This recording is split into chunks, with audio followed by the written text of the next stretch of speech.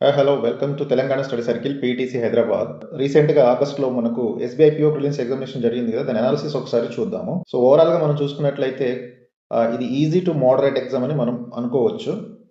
So section wise analysis చూసుకుంటే ఇంగ్లీష్లో మనకు 30 బిట్లు, క్వాంటిటేటివ్ ఆప్టిట్యూడ్లో 35 అండ్ రీజనింగ్ ఎబిలిటీలో 35 క్వశ్చన్స్ వచ్చింది.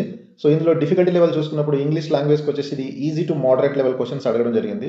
ముఖ్యంగా మనకు క్వశ్చన్స్ అనేవి కొన్ని ఇంపార్టెంట్ టాపిక్స్ నుంచి మేజర్గా అడగడం జరిగింది. ఒకటి రీడింగ్ కాంప్రహెన్షన్లో సుమారు 10 బిట్లు, క్లోజ్ టెస్ట్, తర్వాత ఎర్రర్ డిటెక్షన్లో కూడా సుమారుగా 5 నుంచి ఒక 8 బిట్లు వచ్చినట్టున్నాయి. అంటే సుమారుగా రీడింగ్ కాంప్రహెన్షన్ ఎర్రర్ డిటెక్షన్ నుంచే మనకు అంటే ఎర్రర్ స్పాట్ నుంచి మనకు ఎన్ని వచ్చినాయి అంటే 15 నుంచి 16 బిట్లు వచ్చినాయి. అండ్ రిమైనింగ్ మనకు వర్డ్ స్వాప్లో ఒక 4-5 బిట్లు, వొకాబులరీలో, పారా జంబుల్స్లో ఇవి వచ్చినట్టు. మేజర్గా అయితే మనం ఇక్కడ చూసుకున్నట్లయితే రీడింగ్ కాంప్రహెన్షన్ అండ్ ఎర్రర్ డిటెక్షన్లో మాత్రమే మీకు ఎక్కువ బిట్స్ అడిగాడు ఇక్కడ. అండ్ దీంట్లో మనము గుడ్ అటెంప్ట్స్ ఎలా ఉంటుందంటే సుమారుగా మీరు ఒక 23 నుంచి 27 బిట్లు చేస్తే మాత్రం యూఆర్ గుడ్ అటెంప్ట్ చేశారని మనం అనుకోవచ్చు. సో ఇప్పుడు ఎవరైతే ఇంగ్లీష్లో వీక్గా ఉన్నారనుకుంటున్నారో మీరు ఇక్కడ అరౌండ్ 20 బిట్స్ అంటే 18 to 20 బిట్స్ చేసినా కూడా మంచి అటెంప్ట్ అనే అర్థం. అలాగే ఎవరైతే ఇంగ్లీష్లో స్ట్రాంగ్గా ఉన్నారో సుమారుగా 30 బిట్లు కనుక మీరు చేయగలిగి ఉంటే మంచి అటెంప్ట్ చేశారని అర్థం ఇక్కడ. అండ్ క్వాంటిటేటివ్ అప్టిట్యూడ్ కనుక మనం చూసుకున్నట్లయితే ఇది మోడరేట్ క్వశ్చన్స్ అడిగారు ఇందులో. సో ఇందులో మేజర్గా మనకు డేటా ఇంటర్ప్రిటేషన్ చేసి సుమారుగా 15 బిట్లు అడిగారు. సుమారుగా కరెక్ట్గా 15 బిట్లు. అందులో మనకు పై చార్ట్ ఒక 5 క్వశ్చన్స్, సింగిల్ పై చార్ట్, అదేవిధంగా కేస్లెట్ మీద ఒక 5 క్వశ్చన్స్ అండ్ టేబుల్ ఫార్మేషన్లో ఒక 5 క్వశ్చన్స్. టోటల్గా 15 క్వశ్చన్స్ మనకు డేటా డిఐ మీద నుంచి అడిగారు ఇక్కడ. అండ్ ద రిమైనింగ్ క్వశ్చన్స్ అనేవి మనకు అప్రాక్సిమేషన్ ఒక 3 క్వశ్చన్లు, తర్వాత ఆర్థమెటిక్ మొత్తానికి ఒక మిగతా క్వశ్చన్స్ అడగడం జరిగింది. అంటే ఇక్కడ మేజర్గా ఫోకస్ చేసిందంటే డేటా ఇంటర్ప్రిటేషన్ మీద.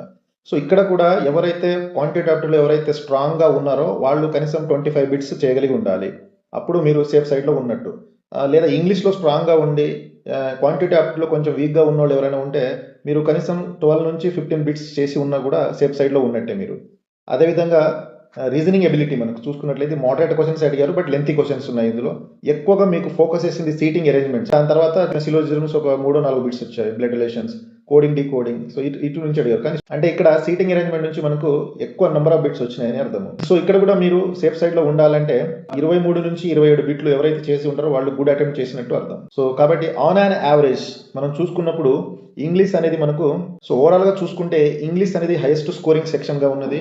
తర్వాత ఆర్థమెటిక్ అండ్ రీజనింగ్ అనేది మోడరేట్గా ఉన్నది మనకి ఇక్కడ. సో ఆర్థమెటిక్లో ఇక్కడ మెయిన్గా మనం డేటా ఇంటర్ప్రిటేషన్ ఎవరైతే మంచిగా చేసి ఉన్నారో వాళ్ళకు మంచి వెయిటేజ్ వస్తుంది. ఇక్కడైతే ఎవరు సీటింగ్ అరేంజ్మెంట్ క్వశ్చన్స్ ఎవరు చేసి ఉంటారో వాళ్ళకు స్కోరింగ్ ఎక్కువ వచ్చే అవకాశం ఉంది.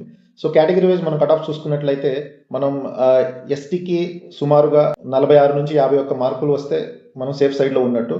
సో +or-2 అంటే 46, 47, 48 లేదా 50కి ఒక 2 తక్కువ ఎక్కువ ఉండొచ్చు. అంటే సుమారుగా మనకు 46 నుంచి 51 మధ్యలో కనుక స్కోరింగ్ వచ్చినట్లయితే ఎస్టీకి మనం సేఫ్ సైడ్గా ఉన్నదని అర్థము. అలాగే ఎస్సీకి అయితే 50 నుంచి 55 మార్క్స్ రావాలి. ఓబీసీకి అయితే మనం ఎక్స్పెక్ట్ చేసేది 56 నుంచి 60, వీకర్ సెక్షన్స్కి అయితే 58 నుంచి 62, జనరల్కి అయితే 64. సో ఓవరాల్గా మనం చూసుకున్నట్లయితే ఇక్కడ మీ అటెంప్ట్ రేంజ్ అంటే ఎక్సలెంట్గా 78+ మార్క్స్ చేశారంటే మీరు ఎక్సలెంట్గా చేశారని అర్థం. సో యావరేజ్గా ఎవరైతే 65 బిట్స్, 68, అరౌండ్ 70 ఎవరైతే చేసి ఉంటారో స్కోరు వాళ్ళు యావరేజ్ స్కోర్ చేశారని అర్థం. సో కాబట్టి మీరు సేఫ్ సైడ్లో ఉండాలంటే ఎస్టీకి అయితే మనం 53 మార్కులు పైన లేదా 50 మార్కులు పైన వచ్చి ఉండాలి. ఎస్సీకి అయితే 57 మార్కులు పైన వచ్చి ఉండాలి లేదా 55 అంటే +or-2 వేసుకోండి, 57 మార్కులు. ఓబీసీ 62 లేదా 60 మార్కులు. సో జనరల్ కేటగిరీకి వచ్చేసి మనకు 66 మార్కులు లేదా 65 మార్కులు అంటే 65+ వచ్చి ఉండాలి. సో ఈ రకంగా మనము 2026 ఎస్బీఐ పిఓ ప్రిలిమ్స్ ఎగ్జామ్ యొక్క కట్ ఆఫ్ మార్క్స్ని మనం ఎక్స్పెక్ట్ చేస్తున్నాము. సో ఓవరాల్గా మనం ఆగస్టు 1st జరిగినటువంటి ఫస్ట్ సిప్టెక్ ఎగ్జామ్ ఇంగ్లీష్ ఈజీగా ఉంది, బట్ క్వాంటిటేటివ్ క్వశ్చన్స్ అనేవి లెంతీగా ఉన్నాయి. రీజనింగ్ మోడరేట్ ఉంది. సో ఓవరాల్గా ఈజీ టు మోడరేట్ క్వశ్చన్ అని అర్థం. సేమ్ సినారియో మనం ఆగస్టు 2nd జరిగిన దాంట్లో కూడా చూడొచ్చు. సో కాబట్టి ఇంగ్లీష్ అనేది స్కోరింగ్ సబ్జెక్ట్గా చూడవచ్చు. అలాగే క్వాంటిటేటివ్ అనేది it depends on the your calculation skill అనమాట. క్యాలిక్యులేషన్ ఇంటెన్సివ్ మీద అడగడం జరిగింది. సో మొత్తంగా అయితే మొత్తానికి అయితే ఇక్కడ కీ ఏంటంటే ఎవరైతే ఇంగ్లీష్లో సుమారుగా 25 బిట్లకు పైన చేసి ఉండి క్వాంటిటీ అప్ట్లో ఒక 15 బిట్లు, రీజనింగ్లో ఒక 15 బిట్లు చేసి ఉంటారో వాళ్ళు సేఫ్ సైడ్లో ఉండవచ్చు. So quantum had good weightage of arithmetic and DI. So reasoning puzzles and seating arrangements కి ఎక్కువ టైం తీసుకున్నది. సో ఇక్కడ ఏంటంటే రీజనింగ్ ఎక్కువ పజిల్ కన్జ్యూమ్డ్ మోర్ టైం తీసుకున్నది ఇక్కడ. సో అంటే పజిల్ బేస్డ్ క్వశ్చన్స్ ఇవ్వడం వల్ల టైం ఎక్కువ కన్జ్యూమ్ అయి ఉంటుంది. సో కాబట్టి టైం సరిపోలేదు ఇక్కడ మనకు. సో యాక్యురసీ ప్లస్ ఎవరైతే టైం మేనేజ్మెంట్ చేసి ఉంటారో వాళ్ళు దీంట్లో సక్సెస్ అవుతారు. So candidate scoring overall 66+, is strong in position for general category. So కాబట్టి ప్రిలిమ్స్ అనేవి just beginning of your goal. So mains is the real challenge. So కాబట్టి stay focused, stay consistent and stay head. So ఇక్కడ మీ యొక్క strategy ఎలా ఉండాలంటే next qualify అయితే కనుక మెయిన్స్కి ఫోకస్ చేయండి. సో మెయిన్స్ ప్రిపరేషన్ స్టార్ట్ చేయండి వెంటనే. అండ్ ఎక్కువగా డేటా ఇంటర్ప్రిటేషన్, డేటా అనాలిసిస్ మీద ఫోకస్ చేయండి. And high level reasoning and puzzles చేయడానికి ఎక్కువ ట్రై చేయాలి. సో ఎందుకంటే కాంపిటీషన్స్ ఎక్కువ అవుతుంది డే బై డే, కాబట్టి మనము ఈ బేసిక్ లెవెల్ క్వశ్చన్స్ లేక బిగినింగ్ లెవెల్ క్వశ్చన్స్ చదువుకుంటే మనం దీనిలో జాబ్ అబ్టైన్ చేయడానికి చాలా కష్టం అవుతుంది. సో కాబట్టి మనం చేసేటువంటి క్వశ్చన్స్ ఎలా ఉండాలంటే చాలా డీప్ లెవెల్ క్వశ్చన్స్ చేయాలి మెయిన్స్కి అయితే. So banking awareness, current affairs ఎక్కువ చదవాలి.